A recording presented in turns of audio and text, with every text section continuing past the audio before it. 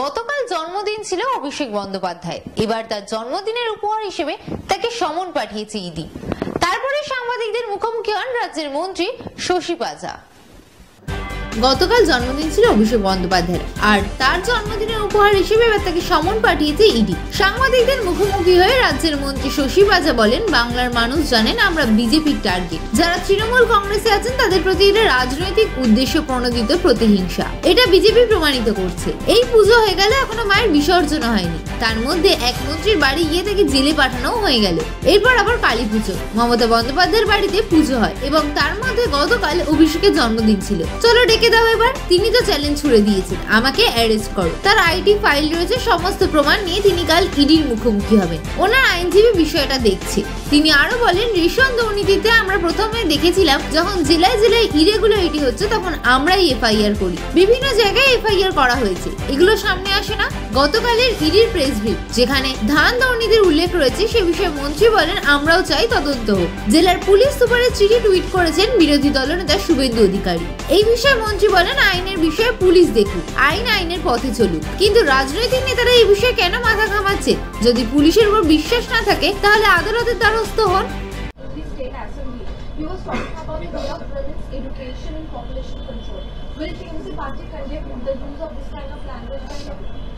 I'm exactly not aware of the contents, but we all know that West Bengal has always worked towards gender empowerment, gender equality, to get rid of any kind of gender inequities.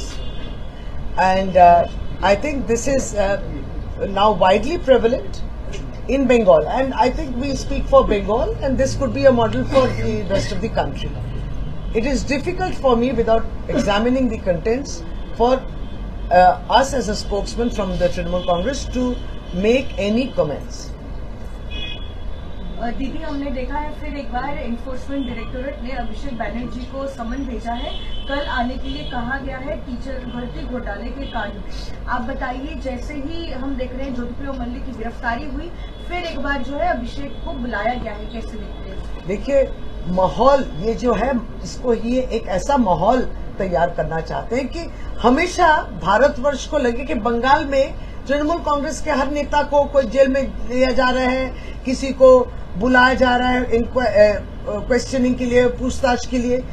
ये बंगाल के संबंध में एक ऐसा माहौल खड़ा करना चाहते हैं कि आप दुर्गा पूजा हुआ, कितनी सुख शांति से हुआ, लेकिन इस सुख शांति में कोई मैंने भूल ना जाए, इसके लिए उसी अगले दिन एक मंत्री को बुलाना, फिर गिरफ्तार होना।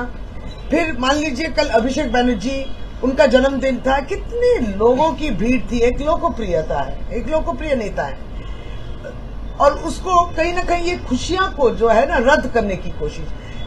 ये भारतीय जनता पार्टी की जो पॉलिटिक्स या उनकी सोच इतनी छोटी है, इतनी गिरी हुई है, और इतने गरीब हैं ये लोग पॉलिटिकल सोच में, कि उनको लगता है ये सब करने से फायदा होता है। हम लोग क्यों कह रहे बीजेपी? क्योंकि बार बार बीजेपी इस हद तक गई है प्रमाण करने के लिए कि सीबीआई ईडी का जो भी मूवमेंट होता है वो केवल पॉलिटिकल सिग्नल द्वारा होता है। नहीं तो क्यों भारतीय जनता पार्टी नेतृत्व धमकी देती है कि ज्यादा बदमाशी मत करो, नहीं तो फिर हम इसको बुला देंगे। मैंने कोई बीजेपी के विरुद्ध में बोलेगा तो सीबीआई ईडी आपके दरवाजे पहुंचेंगे। खैर, अभिषेक बंदोपाध्याय में भी हम लोग ने देखा कि कल तीसरी बार बुलाया जा रहा है ईडी। अब है कि इसके पहले भी बुलाया गया, जब पंचायत के निर्वाचन हो रहे थे उसके दौरान निर्वाचन की जो एक निर्वाचन में जब आप देखते कि इतने लोग जमा हुए हैं, बातों को सुन रहे हैं, तृणमूल कांग्रेस के प्रति समर्थन हो रही है, तो इसको काटने के लिए आप उसको बुलाते हैं। गए भी वो, सब पूछताछ हुआ, 8-9 घंटा 10 घंटा पूछताछ हो रहा है, उसके बाद मीडिया से भी वो बात कर रहे हैं, लेकिन हुआ क्या? फिर बुलाया जा रहा है।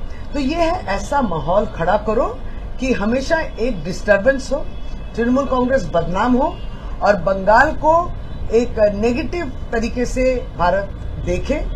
ये रहेगा, ये इस वजह से रहेगा क्योंकि अभी सामने लोकसभा निर्वाचन भी है। तो निर्वाचन आते हैं जाते हैं, बंगाल में जो नहीं जीत पाए, हम लोग इस तरीका के जो हमारे पीछे पड़ने वाले हैं, ये रवैया हम लोग देखेंगे, बराबर चलेगा ये।